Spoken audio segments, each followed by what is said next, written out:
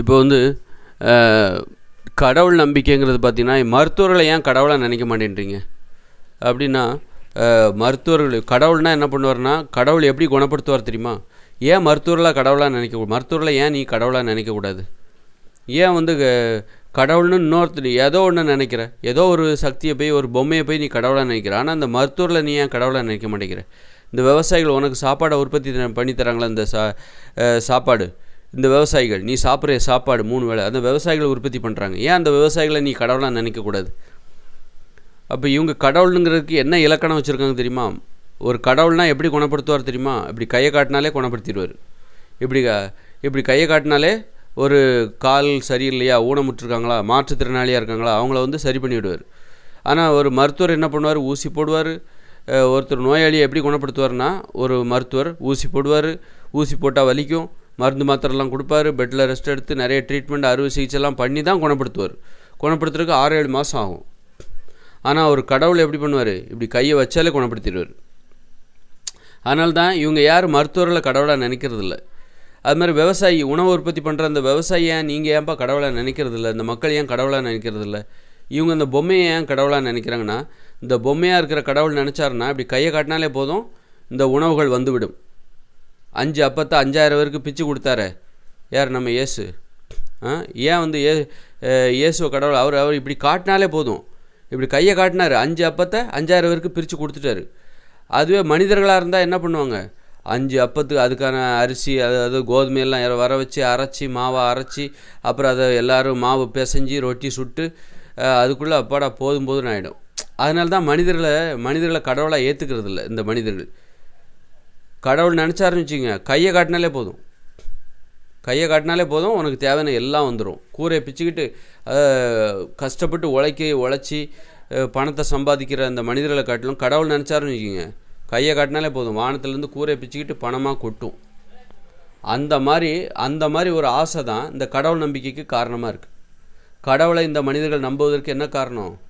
அவர் வந்து அதிசயத்தை பண்ணுறவர், உழைக்காமலே எல்லாம் கிடச்சிரும். சோம்பேறித்தனம். இந்த கடவுள் நம்பிக்கைக்கு என்ன காரணம்னா சோம்பேறித்தனம். உழைக்காமலே எனக்கு எல்லாமே கிடைக்கும். இந்த கடவுளால் அது சாத்தியம். இந்த மனிதர்களால் உழைச்சி தான் அதை பெற முடியும்.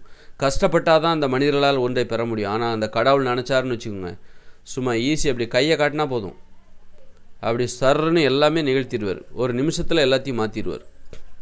அது மாதிரி பற்றி கடவுள் நினச்சாருன்னா, இப்போ நீ ஒருத்தரை அழிக்கணும் அப்படின்னா அது கடவுள் நினச்சாருன்னா போதும், ஈஸியாக அழிச்சிடும். இப்படி கையை காட்டினாலே போதும் அழிச்சிடுவார். அந்த கடவுளை எதுவும் பண்ண முடியாது. ஆனால் நீ ஒருத்தரை போய் அழிக்கணும், உன்னுடைய எதிரியை அழிக்கணும் அப்படின்னா அவங்கள்ட்ட போய் சண்டை போடணும். அவனும் சண்டை போடுவான். சமயத்தில் நீயே கூட செத்து போயிடுவ. உன் எதிரியை அழிக்கணும்னு நீ போய் அவங்கள்ட்ட சண்டை போடும்போது அவன் அடித்து நீ செத்து போயிடுவ. ஆனால் கடவுள் நினச்சாரு இப்படி கையை காட்டினாலே போதும், அப்படி கையை காட்டினாலே இங்கேருந்து அம்பு எல்லாம் போய் அவரை வீழ்த்திடும். அப்படி பொசிக்கிடுவார். நீ ஒன்றும் பண்ண முடியாது கடவுளுக்கு எதிராக. அப்போ இந்த மாதிரியான நம்பிக்கை, ஒரு மனிதர்களால் செய்ய முடியாத விஷயம், அதுதான் கடவுள். மனிதர்கள் செய்கிறத இவங்க வந்து பெருசாக நினைக்கல. மனிதர்களை விட மேலானவர்களாக இருக்க வேண்டும் அந்த கடவுள். இது பாருங்க, இப்போ விமானத்தில் பறக்கிறாங்க, அதெல்லாம் இவங்க வந்து அதிசயமாக பார்க்குறதில்ல விமானத்தில். ஆனால் கடவுள் நினச்சாருன்னா, விமானங்கிறது ஒரு கருவியின் உதவியோடு தான் அவங்க வந்து ஆகாயத்தில் பறக்கிறாங்க. அப்போ கடவுள்னா எந்தவித உதவியும் இல்லாமல் அவர் தனியாகவே பறப்பார். கடவுள்னா யாருன்னா, அவர் எந்தவித உதவியுமே தேவையில்லைங்க, சும்மாவே பறப்பார். நீயாவது உனக்கு வானத்தில் பறக்கணுன்னா உனக்கு பேராசூட்டு தேவை, அதாவது விமானம் தேவை. அது மேலே உட்காந்துக்கிட்டு அது ஒரு மெஷின், அது ஒரு காரணம், அது எப்படி பறக்குதுங்கிறது எல்லாம் தெரியும். ஆனால் கடவுள்னா என்ன பண்ணுவார் தெரியும்? அப்படியே ஆகாயத்தில் அப்படியே பறப்பார், சும்மா பறப்பாருங்க, எந்தவித உதவியும் தேவையில்லைங்க, சர்ன்னு மேலே போயிடுவார்.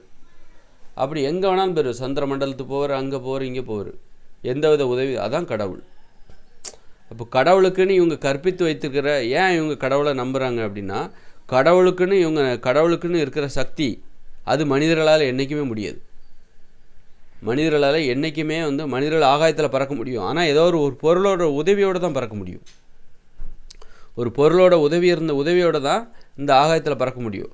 மனிதர்களால் வந்து எல்லா அதிசயங்களும், ஆனால் கஷ்டப்பட்டு உழைச்சாதான் இதெல்லாம் பண்ண. ஆனால் கடவுள் நினச்சாருன்னா கையை காட்டினாலே போதும். அப்போ இதுதான் கடவுளுக்கு இருக்கிற மேலான சக்தி, கடவுளுக்கு கற்பிக்கப்படுகிற மேலான சக்தி. அதைத்தான் மனிதர்கள் நம்புகிறான். அதான் உழைக்காமலே எல்லாத்தையும் பெற முடியும். உழைக்காமலேயே எல்லாத்தையும் சாத்தியப்படுத்துகிற ஒரு திறன் உடையவர். உழைக்காமலேயே நொடியில் எல்லாத்தையும் ஏற்படுத்தி தருகிற திறன் வந்து இந்த கடவுளுக்கு இருக்குது. அதனால தான் எவ்வளவு தான் நீ முன்னேறினாலும், இந்த மனிதர்கள் வந்து விண்வெளிக்கே போனாலும் இன்னும் கடவுள் நம்பிக்கை இவங்களுக்கு ஏன் இருக்குது அப்படின்னா, இந்த மனிதர்களால் என்றைக்குமே செய்ய முடியாத ஒரு விஷயத்த அந்த சக்தி வந்து கடவுள்கிட்ட இருக்குதுன்னு இந்த மக்கள் நம்புகிறாங்கல்ல, அந்த நம்பிக்கை தான் கடவுள் நம்பிக்கையாக இருக்குது. அதனால தான் வந்து நீ என்ன தான் போட்டி போட்டாலும் இந்த கடவுள் நம்பிக்கையை வந்து வீழ்த்தவே முடியாது. ஏன்னா நீ என்ன தான் விண்வெளிக்கே போனாலும் அதுக்கு ஒரு காரணம் இருக்குது, ராக்கெட்டு அதெல்லாம் இருக்குது, அதனால தான் போக முடியும். சும்மா போக முடியுமா? சும்மா நீ போயிட்டேன்னா நீ கடவுளை ஜெயிச்சிட்டப்பா. கடவுளை ஜெயிக்கணும் அப்படின்னா, கடவுளை விட மேலானவர்களாக இந்த மனிதர்கள் மாறணும்னா நீ சும்மா போ, எந்த வித உதவியும் இல்லாமல் ஆகாயத்தில் பறந்து காட்டு, அப்போ நீ கடவுளை ஜெயிச்சிட்ட. கடவுளை ஜெயிக்கணும்னா அதான். கடவுளை அப்போ ஜெயிக்கவே முடியாதுப்பா அப்படின்னா, அப்போ அது வந்து அதுதான் அந்த கடவுள் சக்தியாக இருக்குது. கடவுளை உன்னால் ஜெயிக்கவே முடியாது. ஏன்னா எந்த வித சக்தியுமே இல்லாமல் ஒரு நொடியில் ஒருத்தரை வீழ்த்த முடியுமா? ஒரு நொடியில் இப்படி கையை காட்டினாலே போதும், 5 அப்பத்தை 5000 பேருக்கு பிரித்து கொடுக்க முடியும். அந்த சக்தி உனக்கு வருமா? எந்த வித உதவியும் இல்லாமல் வானத்தில் உன்னால் பறக்க முடியுமா? டக்குன்னு மறைய முடியுமா? அப்போ அந்த சக்தி தான் கடவுள் சக்தி. அப்போ அதை வந்து உன்னால் எதுவுமே பண்ண முடியாது. அப்படிங்கிறது தான் வந்து கடவுளுக்கு இருக்கிற அந்த பலமாக இருக்கிறது.